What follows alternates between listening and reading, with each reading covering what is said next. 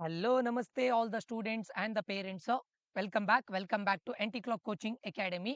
Anti-Clock Coaching Academyಯ Eklavya 3.0 ನ ಮುಂದಿನ ವಿಡಿಯೋಗೆ ಸ್ವಾಗತ. ಎಲ್ಲ ಸ್ಟೂಡೆಂಟ್ಸ್ ಮತ್ತೆ ಪೇರೆಂಟ್ಸ್ಗಳಿಗೆ ಈ ಒಂದು ವಿಡಿಯೋದಲ್ಲಿ ನಾನು ನಿಮಗೆ ಬ್ರಾಂಚನ್ನು ಸೆಲೆಕ್ಷನ್ ಮಾಡೋದು ಬೆಟರ್ ಸರ್, ಕಾಲೇಜನ್ನು ಸೆಲೆಕ್ಷನ್ ಮಾಡೋದು ಬೆಟರ್ ಅಂತ ಹೇಳೋದಕ್ಕೆ ಒಂದು ಐಡಿಯಾವನ್ನು ಕೊಡ್ತಾ ಇದ್ದೇನೆ. ಮತ್ತೆ ಏನ್ ಹೇಳ್ತಾರೆ, ನಿಮ್ಮ ಇಂಟ್ರೆಸ್ಟ್ ಮೇಲೂ ಡಿಪೆಂಡ್ ಆಗಿರುತ್ತೆ and it's left to you guys. ಅಂದ್ರೆ ನಿಮ್ಮ ಏನ್ ಹೇಳ್ತಾರೆ, ಸರ್ ನನಗೆ ಕೋಡಿಂಗ್ ಬಗ್ಗೆ ಇಂಟ್ರೆಸ್ಟ್ ಇದೆ. ಇವಾಗ ಕೋಡಿಂಗ್ ಆಕ್ಚುಲಿ ಇಲ್ಲ ಸರ್, ಬಟ್ ನಂಗೆ ಕಂಪ್ಯೂಟರ್ ಸೈನ್ಸ್ ರಿಲೇಟೆಡ್ ಇದರಲ್ಲಿ ಇಂಟ್ರೆಸ್ಟ್ ಇದೆ, ನನಗೆ ಆರ್ಟಿಫಿಷಿಯಲ್ ಇಂಟೆಲಿಜೆನ್ಸ್ ಮೇಲೆ ಇಂಟ್ರೆಸ್ಟ್ ಇದೆ, ಡೇಟಾ ಸೈನ್ಸ್ ಮೇಲೆ ಇಂಟ್ರೆಸ್ಟ್ ಇದೆ ಅಂತ ಇದ್ರೆ ನಿಮ್ಮ ಇಂಟ್ರೆಸ್ಟನ್ನು ನೋಡಿಕೊಂಡು ಹೋಗಿ. ಬಟ್ ಇರೋದನ್ನ ಒಂದಿಷ್ಟು ಫ್ಯಾಕ್ಟ್ಗಳನ್ನ ಡೇಟಾವನ್ನು ತಗೊಂಡು ನಾನು ನಿಮ್ಗೊಂದಿಷ್ಟು ಇಷ್ಟು ವಿಷಯಗಳನ್ನ ತಿಳಿಸೋ ಪ್ರಯತ್ನ ಮಾಡ್ತಾ ಇದ್ದೇನೆ. ಟಿಲ್ ದ ಎಂಡ್ ವಾಚ್ ಮಾಡಿ. ನೀವು ಮೆಕ್ಯಾನಿಕಲ್ ತಗೊಳ್ಳೋದು ಒಳ್ಳೇದಾ ಸರ್, ಅಂದ್ರೆ ನಾನು ಕೋರ್ ಬ್ರಾಂಚಸ್ ತಗೊಳ್ಳೋದು ಒಳ್ಳೇದಾ, ಈ ತರ ತುಂಬಾ ಡೌಟ್ಸ್ಗಳಿರುತ್ತೆ. ಸಿ ಎಸ್ ಸಿಗೆ ಹೋಗ್ತಾ ಇದ್ದಾರೆ ಎಲ್ಲರೂ, and salary wise C S C ಒಳ್ಳೆ ಇದೆಯಲ್ಲ ಸರ್ ಅಂತ ಕೇಳ್ತಾ ಇರ್ತೀರಾ ಅಲ್ವಾ. ಸೊ ಈ ವಿಡಿಯೋದಲ್ಲಿ ಅದಕ್ಕೆ ಒಂದು ಕ್ಲಾರಿಟಿನ ಕೊಡ್ತೇನೆ. ನಿಮ್ಗೆ ಒಂದಿಷ್ಟು ಇದು ಸಿಗ್ಬಹುದು, ಒಂದು ಐಡಿಯಾ ಸಿಗ್ಬಹುದು, ನಾನು ಯಾವ್ದಕ್ಕೆ ಹೋದ್ರೆ ಬೆಟರ್ ಅಂತ ಹೇಳೋ ಒಂದು ಐಡಿಯಾ ಸಿಗುತ್ತೆ. ಓಕೆ, ಸೊ ಈ ವಿಡಿಯೋವನ್ನು ಸ್ಟಾರ್ಟ್ ಮಾಡ್ಲಿಕ್ಕೆ ಮುಂಚೆ ಎಲ್ಲ ಪೇರೆಂಟ್ಸ್ಗಳು ಮತ್ತೆ ಪೇರೆಂಟ್ಸ್ಗಳಿಗೆ, ಎಸ್ಪೆಷಲಿ ಪೇರೆಂಟ್ಸ್ಗಳಿಗೆ ನಮ್ದು ಏಕಲವ್ಯ 3.0 ಅಂತಿದೆ. ಇದು 1-to-1 personal guidance. Engineering admission ಆಗುವವರೆಗೂ ನಮ್ಮ ಕಡೆಯಿಂದ ಕಂಪ್ಲೀಟ್ ಗೈಡೆನ್ಸ್ ಇರುತ್ತೆ. ಈಗ ನೀವು ಎನ್ರೋಲ್ ಆದ್ರೆ ಇಂಜಿನಿಯರಿಂಗ್ ಅಡ್ಮಿಷನ್ ಆಗಿ ಡಾಕ್ಯುಮೆಂಟ್ಸ್ಗಳಿರ್ಬೋದು, KEA ಪ್ರಾಸೆಸ್ಗಳಿರ್ಬೋದು, ನೀವು ಇವಾಗ KCT ಮತ್ತೆ ಕಾಮಿಡ್ಗೆ ಎರಡರಲ್ಲೂ ಪಾರ್ಟಿಸಿಪೇಟ್ ಮಾಡ್ತಾ ಇದ್ರೆ ಯಾವಾಗ ಎಕ್ಸಿಟ್ ಆಗಬೇಕು, ಕಾಲೇಜ್ಗಳಲ್ಲಿ ಇಷ್ಟನ್ನ, ಬ್ರಾಂಚ್ಗಳಲ್ಲಿ ಇಷ್ಟನ್ನ, over the phone call 1-to-1 personal ಗೈಡೆನ್ಸ್ಗಳಿರುತ್ತೆ. ನಿಮಗೆ KEA ಕಡೆಯಿಂದ ಬರುವಂಥ ಯಾವ ನೋಟಿಫಿಕೇಶನ್ ಮಿಸ್ ಆಗೋದಿಲ್ಲ. ಫರ್ದರ್ ಪ್ರೊಸೆಸ್ ಏನು ಮಾಡಬೇಕು ಅನ್ನೋದರ ಕಂಪ್ಲೀಟ್ ಡೀಟೇಲ್ಸ್ ಎಲ್ಲದೂ ಸಿಗುತ್ತೆ. ಆನ್ಲೈನಲ್ಲಿ ಆದರೆ 1999 ರುಪೀಸು. ಆಫ್ಲೈನ್ ಅಂತ ಹೇಳಿದ್ರೆ ಇಲ್ಲಿ ನಾವು ಆಪ್ಷನ್ ಎಂಟ್ರಿನ ಮಾಡಿ ಕೊಡ್ತೇವೆ, 3999 ರುಪೀಸ್. ಇದರಲ್ಲಿ ನಾನು ಓನ್ಲಿ KCET ಮತ್ತೆ ಇದು ಓನ್ಲಿ KCET ಅಥವಾ ಓನ್ಲಿ ಕಾಮಿಡ್ಗೆ ಆದರೆ ಆನ್ಲೈನಲ್ಲಿ 1999, ಬೋತ್ KCET ಅಂಡ್ ಕಾಮಿಡ್ಗೆ 2999. ಆಫ್ಲೈನಲ್ಲಿ ಆದರೆ ಬೋತ್ KCET ಅಂಡ್ ಕಾಮಿಡ್ಗೆ 4999. ಜಾಯ್ನ್ ಆಗಬೇಕು ಅಂತಿದ್ರೆ ಕೆಳಗಡೆ ನಂಬರ್ ಕೊಟ್ಟಿದ್ದೇನೆ, 6362324224. ಲಿಮಿಟೆಡ್ ಸೀಟ್ಸ್, 100 ಆನ್ಲೈನಲ್ಲಿ ತಗೊಳ್ತೇನೆ, 100 ಆಫ್ಲೈನಲ್ಲಿ ತಗೊಳ್ತೇನೆ. ಅಲ್ಲಿಗೆ ಕ್ಲೋಸ್ ಮಾಡ್ತೇವೆ. ಜಾಯ್ನ್ ಆಗಬೇಕು ಅಂತಿದ್ರೆ ಆದಷ್ಟು ಬೇಗ ಜಾಯ್ನ್ ಆಗ್ಬೋದು, ಸರಿನಾ. ಈಗ ವಿಡಿಯೋಗೆ ಬಂದ್ರೆ, ಸರ್ ಬ್ರಾಂಚ್ ವರ್ಸಸ್ ಕಾಲೇಜ್ ತುಂಬಾ ಸ್ಟೂಡೆಂಟ್ಸ್ಗಳಿಗೆ ಇದೊಂದು ಬಿಗ್ಗೆಸ್ಟ್ ಕನ್ಫ್ಯೂಷನ್.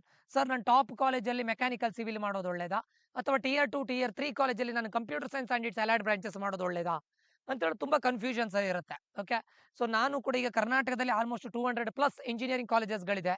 ಈ ವರ್ಷನೂ ಕೂಡ ಸೀಟ್ ಮ್ಯಾಟ್ರಿಕ್ಸ್ಗೆ ನ್ಯೂ ಕಾಲೇಜಸ್ಗಳು ಆ್ಯಡ್ ಆಗ್ಬೋದು. ಅಂಡ್ ನಾನು ಆಲ್ರೆಡಿ 150+ ಇಂಜಿನಿಯರಿಂಗ್ ಕಾಲೇಜಸ್ನ ವಿಸಿಟ್ ಮಾಡಿದ್ದೇನೆ. ಓಕೆ, ಮತ್ತೆ ನಮ್ದು ಇದು 1500+ ಸ್ಟೂಡೆಂಟ್ಸ್ಗಳನ್ನ ಲಾಸ್ಟ್ 2 ಇಯರ್ಸ್ ಅಲ್ಲಿ ನಾನು ಆನ್ಲೈನಲ್ಲಿ ಇದು ಮಾಡಿರೋದು, ಕೌನ್ಸಿಲಿಂಗ್ ಮಾಡೋರಿರೋದು. ಈಗ ನೋಡಿ, ಕರ್ನಾಟಕ ಕಾಲೇಜಲ್ಲಿ ಟಿಯರ್ ಸಿಸ್ಟಮ್ ಅಂತ ಇರುತ್ತೆ. Tier 1, Tier 2, Tier 3, Tier 4 ಅಂತ. ಓಕೆ, ಫಸ್ಟ್ ಈಗ RVC ಇರ್ಬೋದು, MS ರಾಮಯ್ಯ ಇರ್ಬೋದು, BIT ಇರ್ಬೋದು, PMS ಕಾಲೇಜ್ ಆಫ್ ಇಂಜಿನಿಯರಿಂಗ್ ಇರ್ಬೋದು, PES ಯೂನಿವರ್ಸಿಟಿ ಇರ್ಬೋದು, Dayanand Sagar college of engineering ಇರ್ಬೋದು. ಅಂದ್ರೆ ಇಲ್ಲಿ ನೋಡ್ಕೊಳ್ಳಿ, BIT ಬ್ಯಾಂಗ್ಳೂರ್ ಮತ್ತೆ ದಯಾನಂದ್ ಸಾಗರ್ನ ಇಲ್ಲೇ ಇನ್ಕ್ಲೂಡ್ ಮಾಡ್ಬೋದು, Tier 1 ನಲ್ಲೇ ಇನ್ಕ್ಲೂಡ್ ಮಾಡ್ಬೋದು. ಇಲ್ಲಿ ನೋಡಿ ಆವರೇಜ್ ಪ್ಯಾಕೇಜ್ಗಳು, ನೀವೀಗ ಟಾಪ್ ಮಲ್ಟಿನ್ಯಾಷನಲ್ ಕಂಪನೀಸ್ಗಳು ಬರ್ತಾರೆ ರಿಕ್ರೂಟ್ಮೆಂಟಿಗೆ, ಅರೌಂಡ್ ಒಂದು 8 to 25 lakhs ವರೆಗೂ ಇದೆ, ಇನ್ಕ್ಲೂಡಿಂಗ್ ಆಲ್. ಈಗ ನಾವು RVC ನ ಕನ್ಸಿಡರ್ ಮಾಡಿದ್ರೆ ನಿಮ್ಗೆ ಏನ್ ಹೇಳ್ತಾರೆ, ಇದು average package more than 15 lakhs ಇದೆ. Median package 17 lakhs, computer science ಅಲ್ಲಿ 17 lakhs, ಇನ್ಫಾರ್ಮೇಶನ್ ಸೈನ್ಸ್ ಅಲ್ಲಿ 17 lakhs plus, 17 lakhs plus. Even AIML ಕೂಡ 17+ ಇದೆ, ಸೈಬರ್ ಸೆಕ್ಯೂರಿಟಿನೂ ಕೂಡ 15+ lakhs ಇದೆ ಆಲ್ಮೋಸ್ಟ್. ಸೊ ಇಂಥ ಕಾಲೇಜ್ಗಳಲ್ಲಿ PES ಕೂಡ ಹಾಗೆ ಒಳ್ಳೆ ಇದಿದೆ. ಓವರ್ ಆಲ್ ಆಗಿ ನಾನು ಹೇಳೋದು, ಈಗ BIT ಅಲ್ಲಿ ಇದರಲ್ಲಿಲ್ಲ, ಒಂದು 7 to 8 lakhs ಅಥವಾ 10 lakhs ಆವರೇಜ್ ಪ್ಯಾಕೇಜ್ ಇದೆ. Even Dayanand Sagar college of engineering ಹಾಗೆ.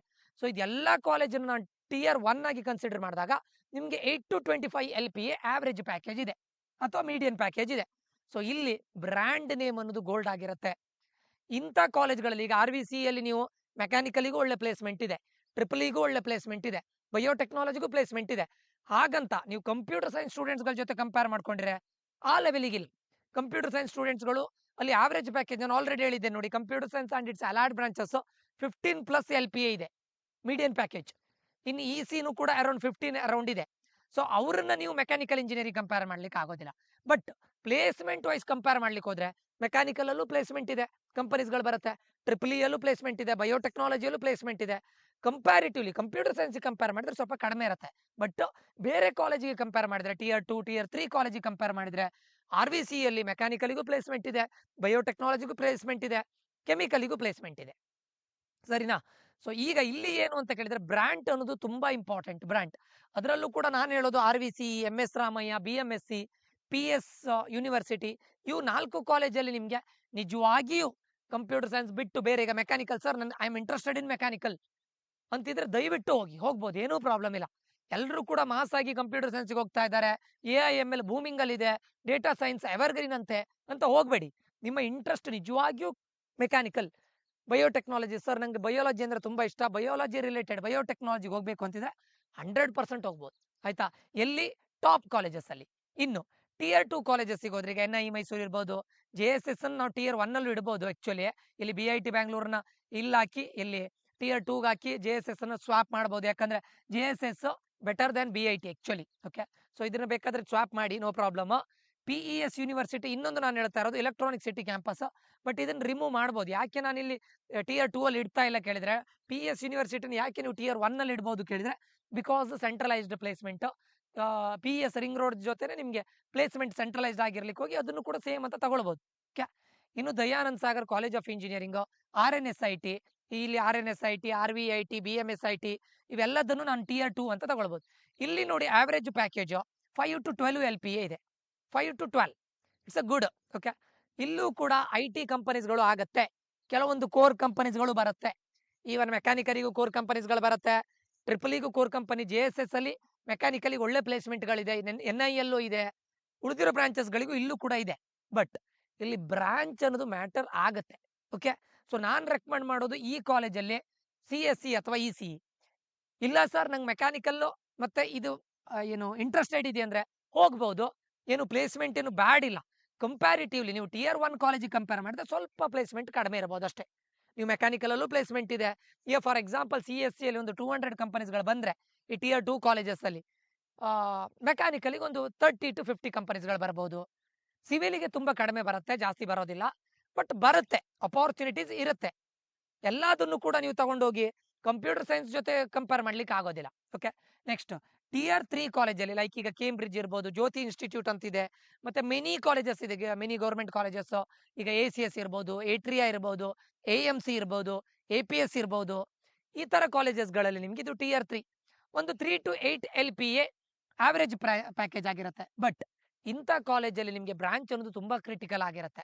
ಯಾಕಂತ ಕೇಳಿದ್ರೆ ಇಂಥ ಕಾಲೇಜಲ್ಲಿ ನಿಮ್ಗೆ ಮೆಕ್ಯಾನಿಕಲ್, ಸಿವಿಲ್ ಅಲ್ಲೆಲ್ಲ ನೀವು ಪ್ಲೇಸ್ಮೆಂಟ್ ಅನ್ನು ಎಕ್ಸ್ಪೆಕ್ಟ್ ಮಾಡ್ಲಿಕ್ಕೆ ಆಗೋದಿಲ್ಲ. ಬರೋದೇ ಇಲ್ಲ ಅಂತಲ್ಲ, ತುಂಬಾ ತುಂಬಾ ಕಡಿಮೆ, ಒಂದು 5 to 10 ಕಂಪನೀಸ್ಗಳು ಬರಬಹುದು. ಟೊಯೋಟಾ, ಕಿರ್ಲೋಸ್ಕರ್ ಈ ತರದ ಕಂಪನಿಗಳೆಲ್ಲ ಬರಬಹುದು. ಬರೋದೇ ಇಲ್ಲ ಅಂತ ನಾನು ಹೇಳ್ತಾ ಇಲ್ಲ, ಬಟ್ Tier 1 ಮತ್ತೆ Tier 2 ಕಾಲೇಜಿಗೆ ಕಂಪೇರ್ ಮಾಡಿದ್ರೆ ವೆರಿ ಲೆಸ್. ಇಂಥ ಕಾಲೇಜಲ್ಲಿ ನೀವು IT related company, I mean ಬ್ರಾಂಚಿಗೆ ಹೋಗೋದು ಒಳ್ಳೇದು. ಲೈಕ್ ಕಂಪ್ಯೂಟರ್ ಸೈನ್ಸ್ ಇರ್ಬೋದು, AI ML ಇರ್ಬೋದು, ಡೇಟಾ ಸೈನ್ಸ್ ಇರ್ಬೋದು, ECನು ಕೂಡ ಇಲ್ಲಿ ಇದೆ.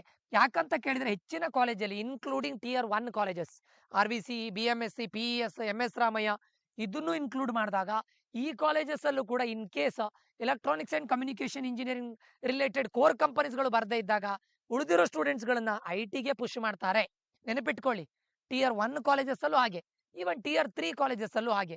ನೀವು CSEಗೆ ಹೋದ್ರಾ, ಇಲ್ಲೂ ಅಲ್ಲಿ ಸಿಗ್ತಾ ಇಲ್ಲ, EC ಸಿಗ್ತಾ, ECಗೆ ಹೋಗಿ. ಬಟ್ ಪ್ಯಾರಲಲ್ಲಿ ನೀವು ಕಂಪ್ಯೂಟರ್ ಸೈನ್ಸ್ ರಿಲೇಟೆಡ್ ಸ್ಕಿಲ್ಸ್ ನ ಕಲ್ತ್ಕೊಳ್ಬೇಕಾಗತ್ತೆ. ಲೈಕ್ AI ML ರಿಲೇಟೆಡ್ ಇರ್ಬೋದು, ಡೇಟಾ ಸೈನ್ಸ್ ರಿಲೇಟೆಡ್ ಇರ್ಬೋದು, ಸೈಬರ್ ಸೆಕ್ಯೂರಿಟಿ ರಿಲೇಟೆಡ್ ಇರ್ಬೋದು. ಅದನ್ನ ಕಲ್ತ್ಕೊಂಡ್ರೆ ನೀವು EC ಕೋರ್ ಕಂಪನೀಸ್ಗೂ ಟ್ರೈ ಮಾಡ್ಬೋದು, ಪ್ಲಸ್ ಕಂಪ್ಯೂಟರ್ ಸೈನ್ಸ್ ಕೋರ್ ಕಂಪನೀಸ್ಗೂ ಟ್ರೈ ಮಾಡ್ಬೋದು. EC is one of the best branch in engineering and EC is the one of the toughest branch in engineering. But ಏನ್ ಹೇಳ್ತಾರೆ, ಅಪಾರ್ಚುನಿಟಿ ತುಂಬಾ ವಾಸ್ಟ್ ಇದೆ. ಅದರಲ್ಲೂ ಕೂಡ ನಮ್ಮ ಇಂಡಿಯಾದಲ್ಲಿ ಇವಾಗ ಗೌರ್ಮೆಂಟ್ ಇಂದಾನು ಕೂಡ ಈಗ semi conductor manufacturing, chip manufacturing, ಮತ್ತೆ ತುಂಬಾ ಇದು ಯಾವತ್ತೂ ಕಡಿಮೆ ಆಗೋದಿಲ್ಲ, ಜಾಸ್ತಿ ಆಗ್ತಾನೆ ಹೋಗುತ್ತೆ. ಸೊ ಅಪಾರ್ಚುನಿಟಿ ಸಿಗತ್ತೆ, ಸರಿನಾ? ಅದಾದ್ಮೇಲೆ Tier 4 ಕಾಲೇಜಸ್ ಅನ್ನ ನೋಡಿದಾಗ, ಅದರ್ VTU ಕಾಲೇಜಸ್ ಅನ್ನು ನೋಡಿದಾಗ 2 to 5 LPA ಇದೆ. ಇದರಲ್ಲಿ ಏನು ಅಂತ ಕೇಳಿದ್ರೆ ಸೆಲ್ಫ್ ಲರ್ನಿಂಗ್, ಬೇರೆ ಏನೂ ಇಲ್ಲ. ನೀವು ಕಂಪ್ಯೂಟರ್ ಸೈನ್ಸ್ ತಗೊಂಡು ಕಾಲೇಜ್ ಅವರು ಪ್ಲೇಸ್ಮೆಂಟ್ ಮಾಡ್ತಾರಂತ ನೀವು ಇದು ಮಾಡ್ಲಿಕ್ಕಿಲ್ಲ. ಈವನ್ ಇಲ್ಲಿ Tier 3 ಕಾಲೇಜಸ್ ಅಲ್ಲೂ ಕೂಡ ನಿಮ್ಗೆ ಪ್ಲೇಸ್ಮೆಂಟ್ ಹೆವಿ ಇರೋದಿಲ್ಲ. ಹೈಲಿ ಏನು 200 ಕಂಪನೀಸ್ ಬರುತ್ತೆ ಅದೆಲ್ಲ ಇರೋದಿಲ್ಲ. ಒಂದು 30 to 50 ಕಂಪನೀಸ್ ಬರುತ್ತೆ. ಇಲ್ಲಿ ನಾನು ಹೇಳ್ತಾ ಇರೋದು Tier 3 ಒಂದು 30 to 50 ಕಂಪನೀಸ್ಗಳು ಬರುತ್ತೆ. ನೀವು ಆ ಕಾಲೇಜ್ಗಳಲ್ಲಿ ನಿಮ್ಮ ಸ್ಕಿಲ್ಸ್ ಮೇಲೆ Tier 3 ಆದ್ರೂ ಅಷ್ಟೇ, Tier 4 ಆದ್ರೂ ಅಷ್ಟೇ. Tier 3 ಅಲ್ಲಿ ಒಂದು ಲೆವೆಲ್ಗೆ ಅಪಾರ್ಚುನಿಟಿ ಸಿಗುತ್ತೆ. Tier 4 ಅಲ್ಲಿ ಕಂಪ್ಲೀಟ್ಲಿ ಸೆಲ್ಫ್ ಡ್ರಿವನ್. ನೀವು ಕೋರ್ ಬ್ರಾಂಚಸ್ಗಳನ್ನ ತಗೊಂಡ್ರೆ ವೆರಿ ಗುಡ್. ಕಂಪ್ಯೂಟರ್ ಸೈನ್ಸು, ECನೋ ತಗೊಂಡು ಪ್ಯಾರಲಲ್ಲಿ ನೀವು ಔಟ್ಸೈಡ್ ಇಂದಾನು ಟ್ರೈ ಮಾಡ್ತಾ ಇರ್ಬೇಕು. ನಿಮ್ಮ ಸ್ಕಿಲ್ಸನ್ನು ಡೆವಲಪ್ ಮಾಡಿಕೊಂಡು ಕಾಲೇಜ್ ಮೇಲೆ ಡಿಪೆಂಡ್ ಆಗಿರಲೇಬಾರ್ದು, ಸರಿನಾ? ಸೊ ಈಗ ನೋಡಿ ಇಂಜಿನಿಯರಿಂಗ್ ಬ್ರಾಂಚಸ್ ಒಂದು ಕರಿಯರ್ ಸ್ನ್ಯಾಪ್‌ಶಾಟ್ ಅನ್ನು ತಗೊಂಡ್ರೆ ಸ್ಟಾರ್ಟಿಂಗ್ ಸ್ಯಾಲರಿ ಒಂದು CSCಯಲ್ಲಿ ಒಂದು 6 to 18 ಅಂತ ಅಂದ್ಕೊಳ್ಳೋಣ, ಅಥವಾ 5 to 15 ಅಂತ ತಗೊಂಡ್ರು ಕೂಡ. ನಾನು ಇದು ರೇಂಜಲ್ಲಿ ಕೊಟ್ಟಿದ್ದು ಎಲ್ರಿಗೂ ಇಲ್ಲಿವರೆಗೆ ಆಗೋದಿಲ್ಲ. 5 to 18 ಅಂತ ತಗೊಂಡ್ರೆ ಈಗ TCS, ಇನ್ಫೋಸಿಸ್, ವಿಪ್ರೋ, ಅಮೆಜಾನ್ ತುಂಬಾ ಕಂಪನೀಸ್‌ಗಳು ಬರುತ್ತೆ. ಇಲ್ಲಿ ನೋಡಿ ಫ್ಯೂಚರ್ ಸ್ಕೋಪ್, ಫ್ಯೂಚರ್‌ನ ನೋಡಿದಾಗ artificial intelligence, machine learning, cloud, cyber security, data science, AI/ML ಅಂತೂ ತುಂಬಾ ಫ್ಯೂಚರ್‌ಲ್ ಆಗುತ್ತೆ, ಸರಿನಾ? ಸೊ ಡಿಮ್ಯಾಂಡ್ ವೆರಿ ಹೈ ಅಲ್ಲಿದೆ. ನೀವು ಓನ್ಲಿ ಕೋಡಿಂಗ್ ಬರ್ಕೊಂಡು ಕೂತ್ಕೊಳ್ತೇನೆ ಅಂದ್ರೆ ಆಗೋದಿಲ್ಲ. ಆರ್ಟಿಫಿಷಿಯಲ್ ಇಂಟೆಲಿಜೆನ್ಸ್ ಅನ್ನು ಯೂಸ್ ಮಾಡೋದನ್ನ ನೀವು ಕಲಿಲೇಬೇಕು. ಡೇಟಾ ಸೈನ್ಸ್ ಅಂತ ಹೇಳಿದಾಗ ಟೆಕ್ನಾಲಜಿ ಯಾವ ರೀತಿ ಇದೆ ಅದನ್ನ ಡೇಟಾ ಸೈನ್ಸಿಗೆ ನಾನು ಹೇಗೆ ಅಪ್ಲೈ ಮಾಡ್ಬೋದು.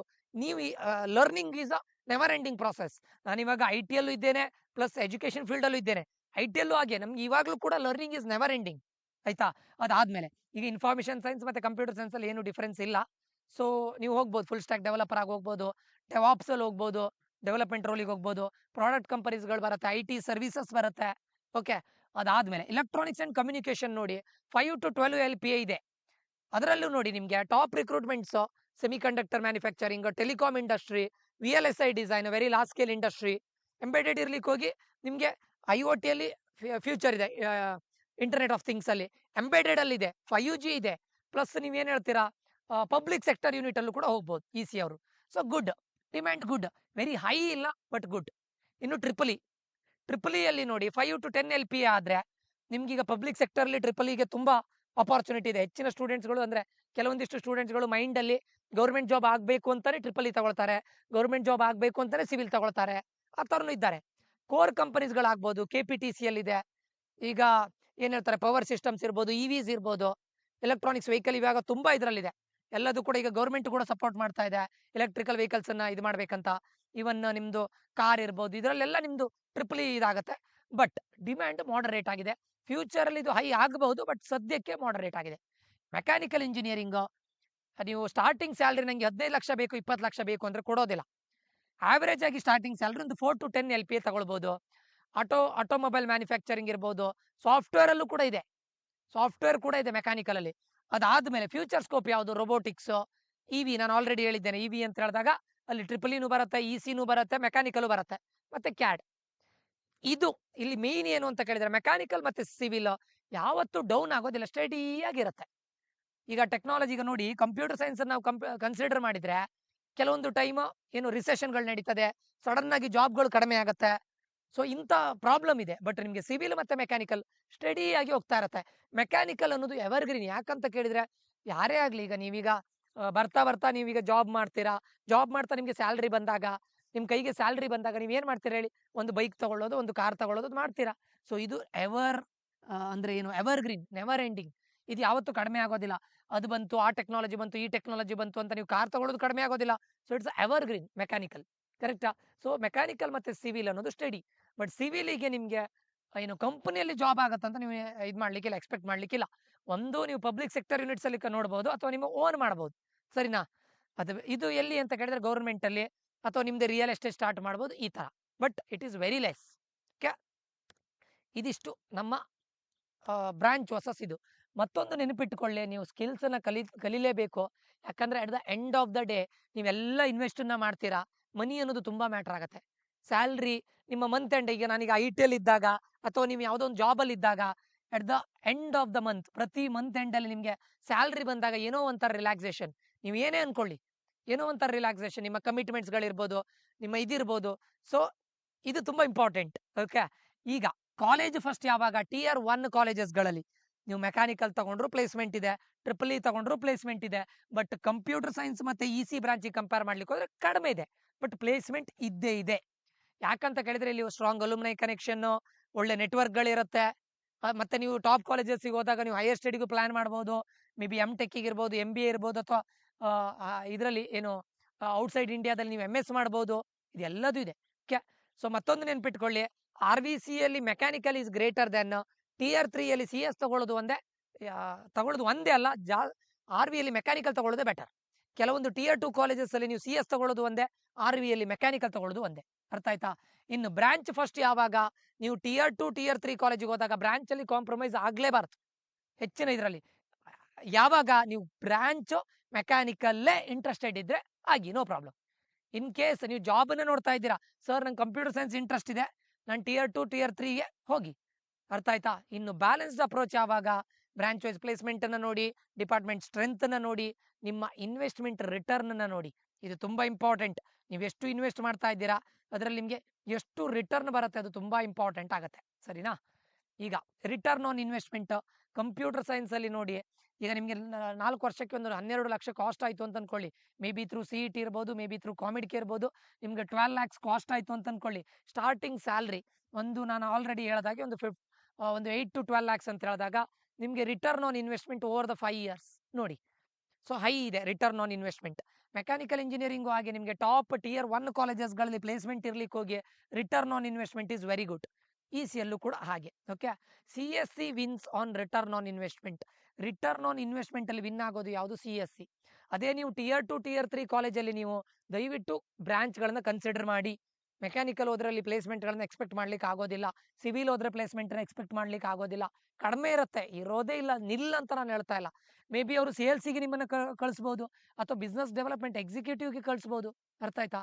ಸೊ ಬ್ರಾಂಚಸ್ಗಳಲ್ಲಿ ಲೋ ಟೈರ್ ಲೋ ಬ್ರಾಂಚಸ್ಗಳಲ್ಲಿ ಸ್ಕಿಲ್ಸ್ ಅನ್ನೋದು ತುಂಬ ಇಂಪಾರ್ಟೆಂಟ್ ಆಗುತ್ತೆ. ನೀವು ಸ್ಕಿಲ್ಸ್ ಇಲ್ಲದೆ ಇದ್ರೆ ಲೋ ಕಾಲೇಜಿಗೆ ಹೋಗಿ, ಲೈಕ್ Tier 3 ಕಾಲೇಜಸ್ಸಿಗೆ ಹೋಗಿ ಸ್ಕಿಲ್ಸ್ ಇಲ್ಲದೆ ಇದ್ರೆ ನಿಮ್ಗೆ ತುಂಬ ಕಷ್ಟ. Okay, next real success paths. ಇದೆಲ್ಲ ನಾನು ಒಂದಿಷ್ಟು ಎಕ್ಸಾಂಪಲ್ ಅನ್ನು ತಗೊಂಡಿದ್ದು. 2500 ರ್ಯಾಂಕ್ ಬಂದು RVCಯಲ್ಲಿ ಮೆಕ್ಯಾನಿಕಲ್ ಇಂಜಿನಿಯರಿಂಗ್ ತಗೊಂಡು ರಾಬರ್ಟ್ ಬಾಷ್ ಅಲ್ಲಿ ಸೀನಿಯರ್ ಇಂಜಿನಿಯರ್ ಆಗಿ ವರ್ಕ್ ಮಾಡ್ತಾ ಇದ್ದವರು ಇದ್ದಾರೆ. ಅದೇ 12,000 ರ್ಯಾಂಕ್ ಬಂದು Tier 2 ಕಾಲೇಜಸ್ ಅಲ್ಲಿ ಕಂಪ್ಯೂಟರ್ ಸೈನ್ಸ್ ತಗೊಂಡು ಸ್ಟಾರ್ಟ್ಅಪ್ ಅಲ್ಲಿ ಸಾಫ್ಟ್ವೇರ್ ಡೆವಲಪರ್ ಆಗಿ ವರ್ಕ್ ಮಾಡಿ 14 LPA ತಗೊಂಡವರು ಇದ್ದಾರೆ. ಓಕೆ, ಅದಾದ ನಂತರ 25,000 ರ್ಯಾಂಕ್ ಅಂತ ಬಂದು ಪ್ರಾಡಕ್ಟ್ ಮ್ಯಾನೇಜರ್ ಆಗಿಯೂ ಎಲ್ಲಿ ಬೆಂಗಳೂರಲ್ಲಿ ವರ್ಕ್ ಮಾಡ್ತಾ ಇದ್ದವರು ಇದ್ದಾರೆ. ಕಾಮಿಡ್ಕೆಲಿ 8,000 ರ್ಯಾಂಕ್ ಬಂದು EC ತಗೊಂಡು MS ರಾಮಯ್ಯದಲ್ಲಿ VLSI ಇಂಜಿನಿಯರಿಂಗ್ ಆಗಿ ಕಾಲ್ಕಾಮ್ ಅಲ್ಲಿ 28 ಲ್ಯಾಕ್ಸ್ ತಗೊಳ್ದವರು ಇದ್ದಾರೆ. ಓಕೆ, ಸೊ ಇದೆಲ್ಲ ನಾವು ಒಂದಿಷ್ಟು ಎಕ್ಸಾಂಪಲ್ನ ಕೊಡೋದು. ಓಕೆ, ಹೈಯರ್ ಸ್ಟಡಿ ಅನ್ನೋದು ಕೆಲವೊಂದು ಟೈಮ್ ಗೇಮನ್ನು ಕಂಪ್ಲೀಟ್ ಆಗಿ ಚೇಂಜ್ ಮಾಡುತ್ತೆ. ಇಂಜಿನಿಯರಿಂಗ್ ಆದಮೇಲೆ ನೀವು ಮುಂದೆ ಮಾಸ್ಟರ್ಸ್ ಮಾಡಿದರೆ, ಓಕೆ, ಇದು ನಮ್ಮ ಅನಾಲಿಸಿಸ್, ನನ್ನ ಅನಾಲಿಸಿಸ್. ಓಕೆ, ನೆನಪಿಟ್ಕೊಳ್ಳಿ, ಇದಿಷ್ಟು ನನ್ನ key takeaways. Software industry value skills is greater than college name.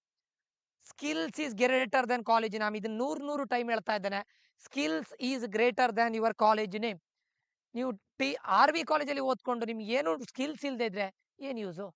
Tier 3 colleges ಅಲ್ಲಿ ಓದ್ಕೊಂಡು ನಿಮ್ಮ ಸ್ಕಿಲ್ಸ್ ಬೇರೆ ಲೆವೆಲ್ ಇದೆ, ಎಕ್ಸ್ಟ್ರಾರ್ಡಿನರಿ ಇದ್ದೀರಾ ನೀವು ಕಂಪ್ಯೂಟರ್ ಸೈನ್ಸ್ ರಿಲೇಟೆಡ್ ಅಲ್ಲಿ.